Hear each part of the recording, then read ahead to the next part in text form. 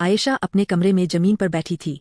उसके सामने जमीन पर कुछ बने हुए साबुन पड़े थे, वह साबुन जो बिक नहीं रहे थे, जो उसकी मेहनत और उसके छोटे से सपने नाकामी की निशानी थे।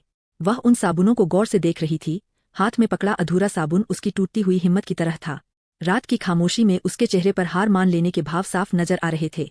एक और कोशिश, जो नाकाम रही। दिल की यह हार उसके जिस्म की ताकत नहीं तोड़ सकी। थोड़ी देर बाद आयशा अपने मुसल्ले पर सजदे में थी। आंखें आंसुओं से नम थीं और उसकी जुबान से सिर्फ दुआ निकल रही थी। या अल्लाह, मुझे रास्ता दिखा, मुझे सब्र दे। कमरे में सिर्फ एक हल्की रोशनी थी जो उसके चेहरे पर पड़ रही थी, और दीवार पर लटक रही तस्बीह उसके ईमान की गवाही दे रही थी। उस रात आयशा ने अपने हाथ अल्लाह के सामने उठा दिए और नया हौसला मांगा। धूल में छिपी एक नई शुरुआत। अगली सुबह आयशा ने कमरे के एक कोने में पड़ी धूल से भरी पुरानी सिलाई मशीन को देखा। जाले लगे थे और आसपास पुराने कपड़े और धागे बिखरे थे। वह उस मशीन को हाथ लगाती है और उसे अपनी माँ की यादें ताजा हो जाती है। वह दिन जब घर में कपड़ों की खुशबू आती थी। उस मशीन में सिर्फ लोहा नहीं, एक विरासत थी। आयशा ने फैसला किया, जुनून और उम्मीद के रंग। अब वह उसी सिलाई मशीन पर बैठी थी, पर पहले वाली उदासी नहीं थी। नया जुनून उसकी उंगलियों में था। उसकी उंगलियां तेजी से मशीन चला रही थीं, और उसके सामने रंग बिरंगे कपड़ों के टुकड़े और डिजाइन्स पड़े थे। आयशा ने साबुन बनाना छोड़ दिया था, और अब उसकी कलाकारी उसके ईमान से जुड़ गई थी। वह खूबसूरत हिजाब्स और अबाया बना रही थी। उसके चेहरे पर अब नई उम्मीद और हौसला चमक रहा था।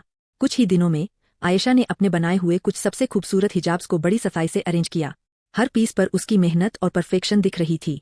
फिर एक छोटी सी मुस्कुराहट के साथ उसने अपने फोन से उनकी तस्वीरें ली और एक नए सोशल मीडिया पेज पर पोस्ट कर दी। नाम था हया बूटी। कुछ देर बाद जब वह लैपटॉप या फोन पर बैठी कमेंट्स और मैसेजेस पढ़ रही थी, तो उसकी आंखों में खुशी के आंसू थे। लोग उसके डिजाइन्स की तारीफ कर रहे थे और ऑर्डर्स के लिए इंक्वायरी कर रहे थे। अल्लाह ने उसकी दुआ सुन ली थी। वक्त तेजी से गुजरा। आयशा अब अपने कमरे से निकलकर एक बड़े साफ सुथरे वर्कशॉप में थी। कई और औरतें अब उसके साथ सिलाई का काम कर रही थीं, जिन्हें आयशा ने रोजी रोटी दी थी। सब मिलकर एक अच्छे माहौल में हिजाब्स और अबाया बना रही थीं।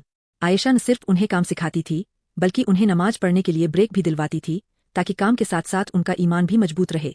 शोरूम, ईमान और कामयाबी। और फिर वह दिन आया। आयशा ने अब खुद का बना बुटीक ओपन कर लिया था। कस्टमर्स इधर उधर घूम रहे थे, उसके डिजाइन्स की तारीफ कर रहे थे। आयशा अब एक सफल बिजनेस वुमन थी, पर उसके चेहरे पर वही कॉन्फिडेंस और हया थी। शोरूम के एक कोने में एक छोटी सी नमाज की जगह भी बनी हुई थी। शाम का वक्त था। आयशा अपने शोरूम में बनी छोटी मस्जिद में मगरिब की नमाज अदा कर रही थी। उसके साथ उसके कई एम्प्लॉयज भी नमाज पढ़ रहे थे।